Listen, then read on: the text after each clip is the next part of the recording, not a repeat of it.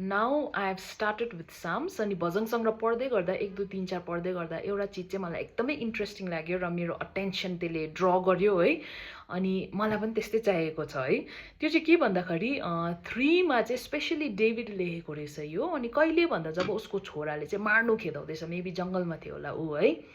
अनि उसले के लेखेको रहेछ भन्दा त्यहाँ चाहिँ म ढल्किन्छु अनि सुतिहाल्छु, किनभने चाहिँ मलाई चाहिँ प्रभुले सस्टेन गर्छ भनेर लेखेको रहेछ है। अन्त 4 मा पनि मैले यस्तै चिज भेटेँ है। 4 को 8 मा पनि मैले भेटेँ कि म लडेँ अन्त म सुतिहालेँ, शान्तिमा सुतिहालेँ, किनभने मेरो सेफ्टी, मेरो ड्वेलिङ प्लेस चाहिँ प्रभु हुनुहुन्छ है। जस्ट इमेजिन उसको छोराले मार्नुको लागि खेदाउँदैछ जङ्गलमा छ कि अब सिक्योरिटी छैन, तर उसले प्रभुमा प्रार्थना गरेर यस्तो भरोसा गर्थ्यो कि प्रभु नै मेरो सेफ्टी हो भनेर। त्यस्तो अशान्तिमा पनि ऊ सुत्नु सक्थ्यो है। अन्त बिहान उठ्थ्यो पनि है।